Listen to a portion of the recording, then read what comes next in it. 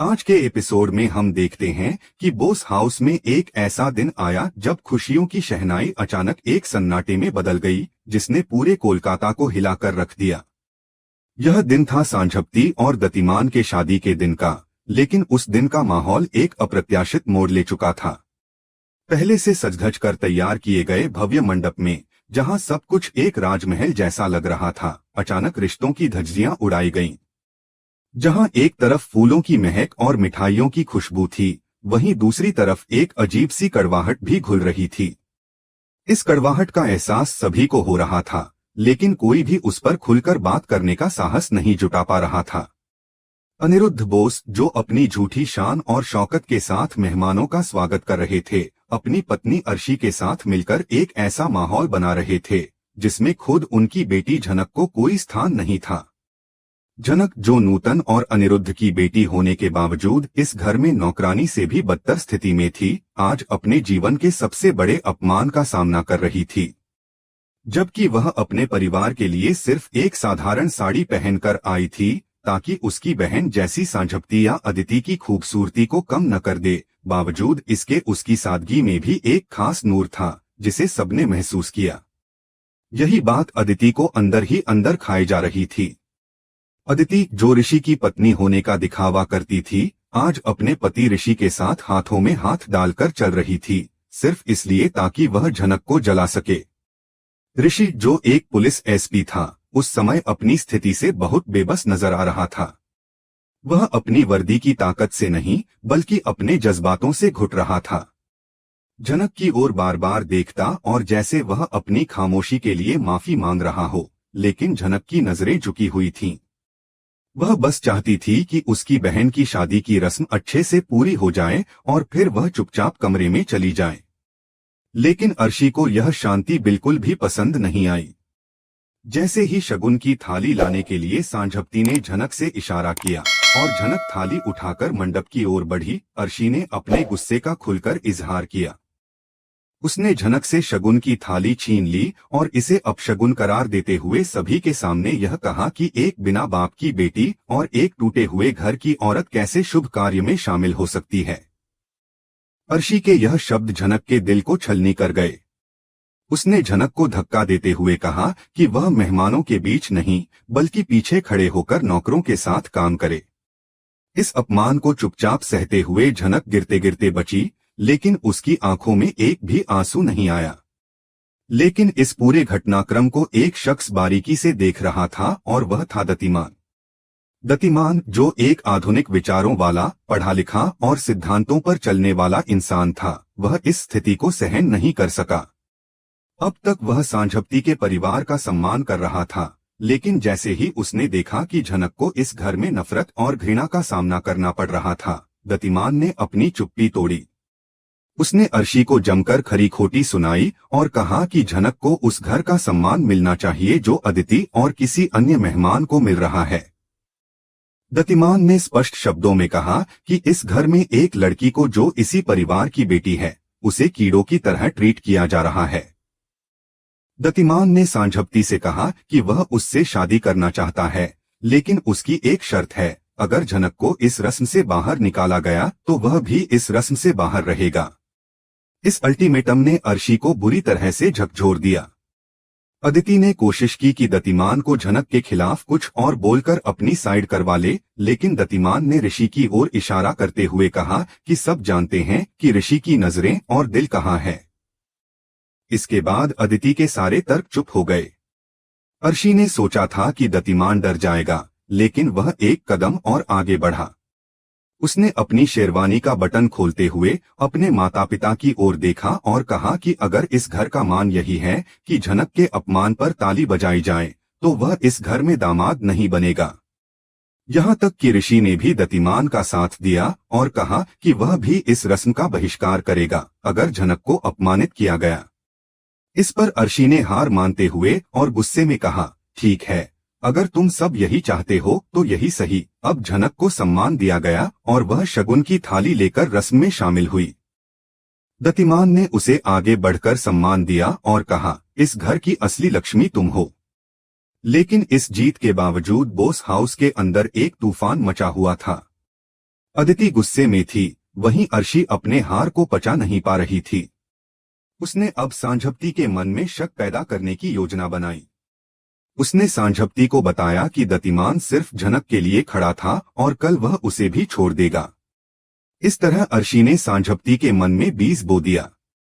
वहीं दूसरी ओर ऋषि ने अदिति के सामने कहा कि उसने इंसानियत का साथ दिया है, न कि किसी एक औरत का। यह शब्द अदिति के लिए एक झटका थे और उसने मन में तय किया कि वह झनक को कभी माफ नहीं करेगी। इस तरह दोनों ही परिवारों के बीच तनाव बढ़ता चला गया। इस रात के बाद बोस हाउस के अंदर एक नई जंग की शुरुआत हो चुकी थी।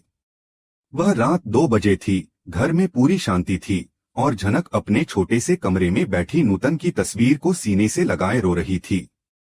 उसकी आंखों में कोई खास दुख नहीं था, वह अपनी अपमानित स्थिति को लेकर नहीं रो रही थी। उसका दर्द इस बात का था कि उसकी वजह से घर में खुशियां कम हो गई थीं। तभी घर के बगीचे में एक साया रेंगता हुआ दिखाई दिया। यह साया कोई और नहीं बल्कि अनिरुद्ध बोस का था। अनिरुद्ध पूरी रात जागा हुआ था क्योंकि दतिमान ने जो कड़वी बातें आज शाम को कही थीं, वह उसकी अंतरात्मा को कचोट रही थीं। अनिरुद्ध ने अपना फोन निकाला और दतिमान को मैसेज किया कि वह उससे मिलना चाहता है। दतिमान, जो खुद भी जाग रहा था, तुरंत अनिरुद्ध की स्टडी में पहुंचा। स्टडी रूम में अनिरुद्ध के हाथ में एक गिलास विस्की था और यह दर्शा रहा था कि उसे सच बोलने के लिए नशे का सहारा लेना पड़ रहा था। जैसे ही दतिमान अंदर आया, उसने दरवाजा बंद किया और पूछा, अंकल, इतनी रात को सब ठीक तो है? अनिरुद्ध ने गहरी सांस ली और दतिमान की तरफ मुड़ा। उसकी आंखें लाल थीं। उसने कांपते हुए कहा, दतिमान, तुमने आज जो कहा वह सच था। यह घर और यह दीवारें झूठ पर टिकी हैं। मैं डरपोक हूं, लेकिन अब मैं और नहीं घुट सकता। दतिमान उसे शांत करने की कोशिश करता है। आप किस बारे में बात कर रहे हैं? अनिरुद्ध की आंखों में गहरी पीड़ा थी और उसने रुक रुक कर कहा, झनक, वह मेरी अपनी बेटी है दतिमान। मेरी अपनी खून अर्शी और समाज के डर से मैंने उसे अनाथ बना दिया और उसे नौकरानी बना दिया। दतिमान को यह सुनकर तगड़ा झटका लगता है, लेकिन उसे पहले से आभास था। वह चुप रहने के बजाय पूछता है, तो आप अब तक चुप क्यों रहे? अनिरुद्ध फूट फूट कर रोने लगता है। अर्शी के पास कुछ ऐसे दस्तावेज हैं जो मुझे बर्बाद कर सकती हैं। लेकिन जब तुमने झनक के लिए आवाज उठाई, मुझे लगा शायद भगवान ने तुम्हें झनक का रक्षक बना दिया है। अनिरुद्ध ने आगे कहा, मेरी सांझप्ती की शादी तुमसे हो या नहीं, मुझे नहीं पता, लेकिन झनक की जिम्मेदारी अब तुम्हारी है। दतिमान ने कंधे पर हाथ रखा और कहा, आप चिंता मत कीजिए अंकल, मैं झनक का सम्मान हमेशा बनाए रखूंगा। लेकिन यह सच दुनिया के सामने आना जरूरी है। तभी दरवाजे के बाहर एक और साया दिखाई देता है। यह साया अदिति का था। अदिति ने ऋषि से झगड़े के बाद रात को नींद न आने पर पानी लेने के लिए नीचे आने का फैसला किया था और अनिरुद्ध की आवाज सुनकर रुक गई थी। उसने पूरी बात सुन ली थी कि झनक उसकी सगी बहन है और अनिरुद्ध उसे जायदाद देने की सोच रहा है। यह सुनकर अदिति के दिल में जलन और नफरत की आग और भड़क उठी। उसने मन ही मन कसम खाई, झनक, तूने मेरे पति को मुझसे दूर किया है, कल मैं तुझे इस दुनिया से ही दूर कर दूंगी। अगली सुबह नाश्ते की मेज पर सन्नाटा था, जो तूफान से पहले की शांति जैसा था। दतिमान ने झनक से चाय की केतली ली और उसे अपने पास बगल की कुर्सी पर बिठाया। अर्शी की आंखें फटी की फटी रह गईं। क्या बदतमीजी है, उसने चिल्लाया। दतिमान ने शांति से जवाब दिया, आंटी, मैंने कल ही कहा था कि जब तक झनक को बराबरी का दर्जा नहीं मिलेगा, मैं यहाँ खाना नहीं खाऊंगा। अर्शी को अपनी हार बर्दाश्त नहीं हुई। उसने अपनी प्लेट पटकी और वहां से चली गई। अदिति ने एक विशैली मुस्कान के साथ ज्योतिमान को देखा। नाश्ते के बाद दतिमान ने ऋषि को गार्डन में बुलाया। इस सीन में एक अहम मोड़ था। दतिमान ने ऋषि से कहा, मुझे नूतन आंटी यानी झनक की मां की मौत की फाइल रिओपन करवानी है। मुझे शक है कि यह प्राकृतिक मौत नहीं थी और इसके तार इस घर से जुड़े हैं। ऋषि चौंक गया, तुम्हें ऐसा क्यों लगता है?